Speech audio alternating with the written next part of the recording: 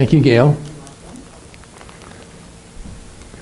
So Jonathan and David bond together, and it's good because David needed a friend. Last week, David killed Goliath, if you remember chapter 17, and he brought the head back and showed it to Saul. So he's there talking to Saul, showing him the head of Goliath. And remember that Saul was the tallest one in Israel, and he should have been the one fighting Goliath, but he didn't. And he was really glad when David stepped up. So when David finished speaking to Saul, that's when Jonathan got together with David. Why was Jonathan so attached to David? They probably grew up together. They grew up, no. David's a shepherd, sheep herder.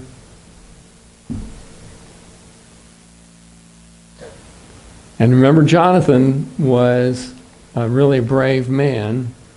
He's the one that led and started a one-man fight basically with the Philistines. There's 30,000 Philistines, and he would pick on them, go out and start fights and win, and got them riled up. But he did that by himself and with his helper, or then with a small army. So Jonathan was a fighter and a leader in himself. Both of them were men of action, and both of them had great trust in God. So there's a first clue. They both had great trust in God. Jonathan could see that David had a special heart. There was something special about David, that he cared about God, he cared about the people of Israel more than himself. And Jonathan could see that. Now, we don't know the ages exactly, but we think there's about a 10-year difference between Jonathan and David. Jonathan's about 10 years older, and I have a reference that pulls a bunch of verses together that gives them that 10-year span, or at least 10-year span. So it wasn't an immature decision. It wasn't starstruck or anything like that. Jonathan was a man of his own, but he still bonded to David. Jonathan had never seen anyone with such faith, with such integrity, and with such purpose behind him. And they just bonded together. So Saul took David and made him stay there. Now, you just don't, in those days, when a king tells you something, you just don't say no, right? It's a yes, sir. Whatever you say, sir. And people that say no, end up like Goliath, without a head or something. So Jonathan made a covenant, and he loved him as his own soul. When Jonathan heard David talking to Saul, he knew that he and David had the same heart. And without that same heart, they couldn't have been bonded like this. But because he could see that they felt the same about God and about Israel, that's what made the bond so strong. So Jonathan stripped himself of the robe that he was wearing, and he gave it to David, and his armor, and even his sword, and the bow, and his belt. Jonathan could see the hand of the Lord upon David. When he gave David his robe and his armor and his belt and all that, what he was really saying was, you will be the next king of Israel. Jonathan was the next in line to be king of Israel. But he was given that armor and everything to David, he's really saying, you are the next king. He knew David's destiny, and he was perfectly willing to give that honor him and to honor the Lord's choice. Now, he didn't know that David had been anointed king. He just could see his heart, and he knew that this should really be the king, not Saul. It really should be David. So David went out and was successful wherever Saul sent him. As a result, Saul set him over the army. See, that's important there. Saul set him over the army. And all the people, even the servants of Saul, approved. So now David, what was he before? A shepherd. Played the harp for Saul. He goes from being a musician and just a little guy in the corner playing that nobody pays attention to.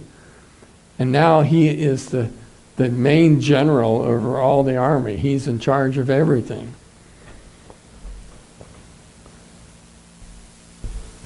David had a heart for God, and Saul and the people loved him for that. So now David's in his 20s, and he's the general over the army. And his experience is, what's his experience as being in the army? Shepherd and killing Goliath. That's it. And now he's in charge of all the armies. And he made good use of his position. Now he goes out and he starts wiping out Philistines. So he's going out, and that as they're coming home now, when David returned from killing the Philistines, the women came out of the towns. That was Kinsey now, coming out dancing, celebrating him coming home. And they, with songs of joy and musical instruments, and the women sang to one another as they made merry, Saul has killed his thousands. Saul's okay, but David has killed 10,000. Now, David never received that kind of affirmation when he was tending sheep. The sheep didn't come up and start singing and dancing for him or anything. So David now has a new challenge, the challenge of success. And what can happen when you have a lot of success? Swelled head. Yeah, it could go to your head. Many people handle adversity well, but fall under the challenge of success. But David behaved wisely. He kept the heart and mind of a shepherd even in that season of great success. But Saul became jealous. Saul was very angry, for this saying displeased him. He said, "They've ascribed to David 10,000. To me they've ascribed thousands. What more can he have but the kingdom?" So Saul eyed David from that day on. Now, of course, we know that if Saul knew that David had been anointed by Samuel, David would be a dead guy. I mean, if Saul knew that, because he'd wipe him out. But now he's got to watch after this David. And any other person, any other David in that time that wasn't a godly person loyal to the country would have taken that time to wipe out the king and do a coup de grace or coup d'etat, whatever that is. He would have taken the kingdom over. Saul had a guilty conscience. Remember what the prophet Samuel told Saul? Anybody remember what he said?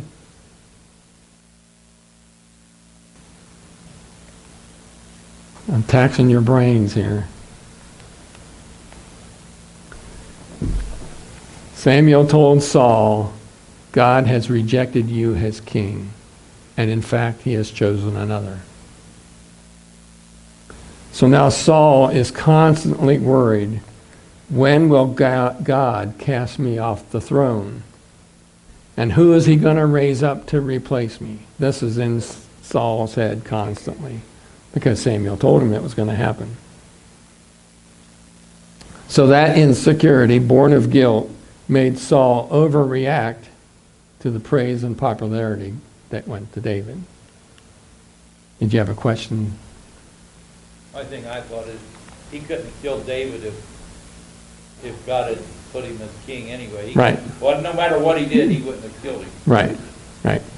God would protect David and is protecting David all the way through, and we'll see that here in just a moment.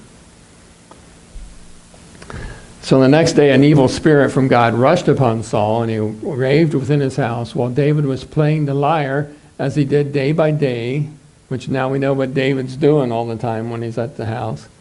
Saul had his spear in his hand, and Saul threw the spear for he thought, I will pin David to the wall, but David eluded him.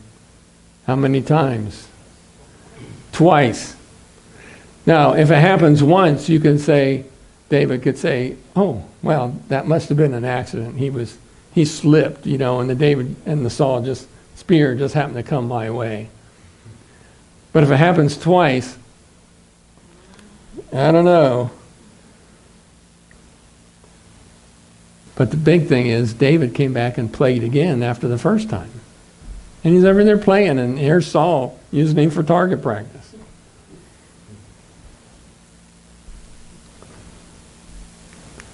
Saul was afraid of David because the Lord was with him and had departed from Saul. So Saul removed him from his presence and made him a commander of 1,000. And David marched down and came in leading the army. So when that says he removed him from his presence, now he gave him a demotion. He was a general for the army. He's in the palace all the time and directing the army, go here, go there. But now he demoted him and he said, you get out there with them, and you only got 1,000 instead of all the troops. You only got 1,000. And go out there and fight Philistines. Just do that. And why was he doing that? Because he wanted David to get killed out there in the battle. He only gives them 1,000. There's tens of thousands of Philistines out there fighting. And he's hoping, oh, one of these Philistines is going to get lucky. And I'll be lucky. We know better, but Saul didn't know better. David had success in all his undertaking, for the Lord was with him. When Saul saw that he had great success, he stood in awe of him. But all Israel and Judah loved David, for it was he who was marched out and came in leading them. So Saul's plan wasn't working. Then Saul said to David, here is my elder daughter, Merab. I will give her to you as a wife. Only be valiant for me and fight the Lord's battle. For Saul thought, I will not raise a hand against him. Let the Philistines deal with him. So remember, Saul had promised that whoever would kill Goliath would get, a cash prize, get his daughter, and get his taxes, no more taxes for his family. So it was a big prize. But he hadn't ever given the daughter yet. Well, now he's coming through on that promise and saying, okay, here, take my daughter. And who would want to be a daughter of Saul, right? You just pawned around. And he wanted David to believe, we're all right. I'm your buddy. I'm going to be your father-in-law. So everything's okay. Everything's forgiven. Even though I threw 2 spears at you, I really didn't mean it. You're part of the family now. But Saul didn't think that way at all. In his heart was a different motive. Saul wanted David dead and gone. But now, instead of throwing spears at him, he's going to get the Philistines. They got nice sharp spears. Let them throw spears at him. Now, from a fleshly standpoint, this was a smart plan. It's sort of like later David and Uriah. I just put him out on the battlefield because that's what he told him. You got to go out there and fight to get my daughter. But David threw a wrench into Saul's plan. David said to Saul, who am I and who are my kinsfolks, my father's family in Israel, that I should be son-in-law to the king? Now, David had no idea what was going on in Saul's heart. David just simply had a humble heart before God. And God protected him from Saul's manipulation. So at the time when Saul's daughter Merab should have been given to David, he was given to Adriel the Metholite as a wife. So that's one of those pawn things. Okay, I was going to give you to David, and I was going to use you to kill him. But that didn't work, so here I'm going to give you to this other person. I'll get a prize. I'll get something back from him. So here you go. You've got a new husband.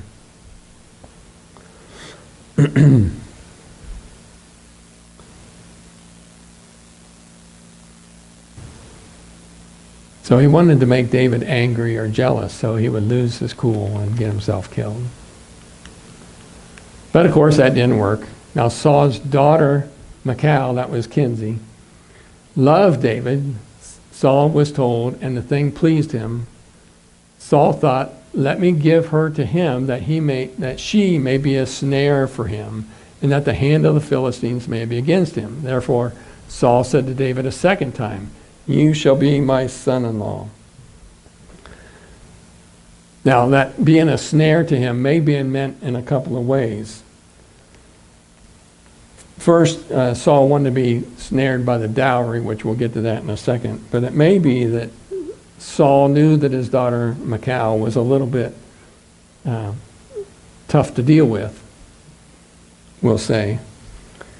And that she would be a snare for his heart, and he would have a hard time and distract him, and he would get himself killed anyway.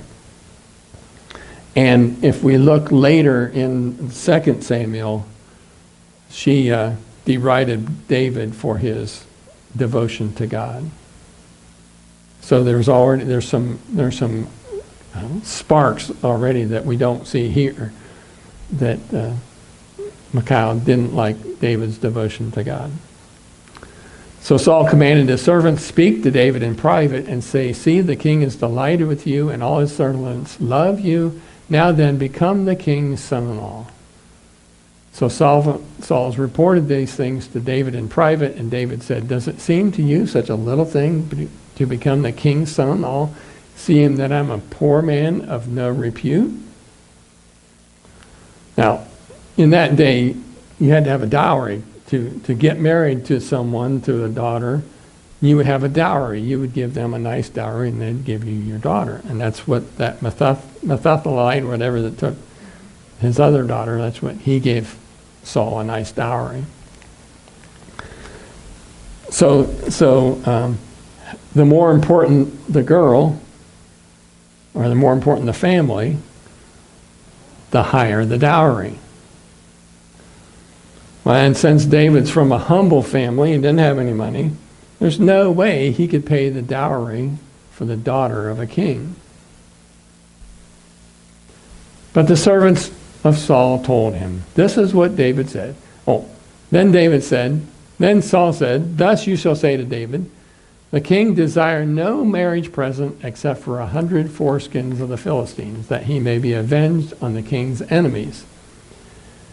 Now Saul said that he planned to make David fall by the hand of the Philistines.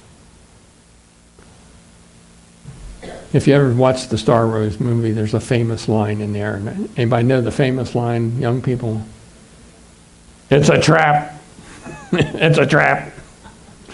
Never mind. He asked David to put his life in great jeopardy because Saul wants him dead. Now, it's going to be difficult, first of all, because the Philistines, in order to get their foreskins, they're going to have to be dead, right? So he's going to have to kill them, right? More than likely, they're not going to volunteer. And in addition, it would make the rest of the Philistines completely outraged at David because he would be desecrating their bodies after they had died.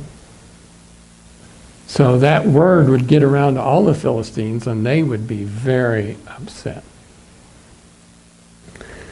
And Saul knew that the Philistines wouldn't stop until they got their revenge.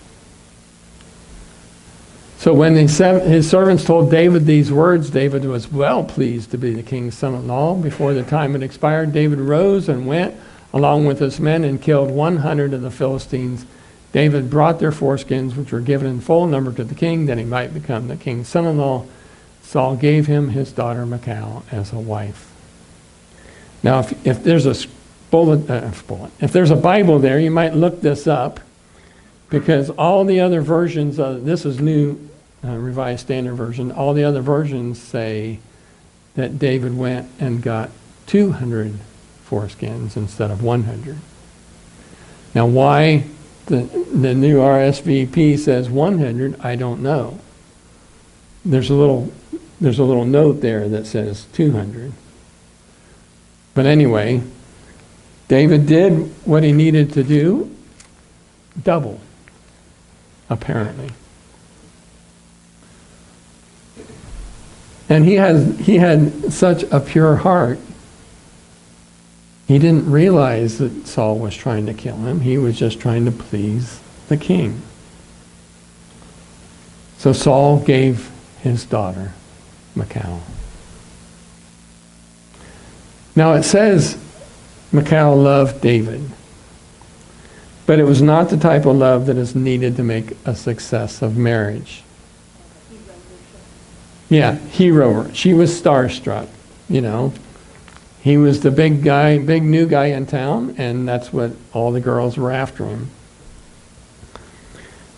In the beginning, it was his love of his popularity. The day will come when she will ridicule him, despise him for his enthusiasm for God, and that's in 2 Samuel. Now, a lot of people blame David. They say David shouldn't have had several marriages because David will end up having several wives later on. And he got off to a bad start here. But in this moment, Michal saw David as a hero and was anxious to marry. But when Saul realized that the Lord was with David and that Saul's daughter Michal really loved him, Saul was still more afraid of David. So Saul was David's enemy from that time forward. Now David didn't realize that he had an enemy in Saul. You know, he knew Saul had some bad days when he threw spears at him. But he didn't realize that Saul wanted him dead. And Saul had been afraid of Goliath, remember? And David had killed Goliath. So if David could kill Goliath, David could certainly kill Saul if he wanted to. So Saul had good reason to be afraid of David. But now he's his enemy from that time forward. Then the commanders of the Philistines came out to battle, and as often as they came out, David had more success than all the servants of Saul, so that his fame became very great. Remember that the armies all broke up into thousands and, groups of thousands, and David's only got 1,000. And David's group was doing really well, and everybody else was not doing so well. And no doubt the Philistines are going after, they're double teaming. That's what you do on a football field or a basketball. When somebody's really good, you double team them. And that's what they're doing. They're double teaming David to try to get him. And because of the desecration of the bodies. So Saul wanted to make David a marked man, and he succeeded. But David was allowing God to work through him. He wasn't worried about what Saul was doing or anybody else was doing. He was worried about what God wanted him to do, and he was doing it. So with God's help, David couldn't lose. Now, as we see in this story, somehow David had a peace while he's in the eye of this storm. Saul was trying to kill him. Saul sent him out with limited backup in hopes that the Philistines would kill him. Saul set him up with a star-struck daughter in hopes that her distractions would contribute to David's death. Even so, the peace of God was in David, while the anxiety of the devil was in Saul. So now, here's the big question. How do we find that peace? To have peace in the middle of the storm that is around us all the time. Did you read my note? Can you see that from there? It takes that relationship. Philippians 4. Rejoice in the Lord always. Again, I will say rejoice. Let your gentleness be known to everyone. The Lord is near. Do not worry about anything, but in everything by prayer and supplication with thanksgiving let your requests be made known to God. And the peace of God, which surpasses all understanding, will guard your hearts and minds in Christ Jesus. May we come to the place that we too can have peace over in the eye of that storm.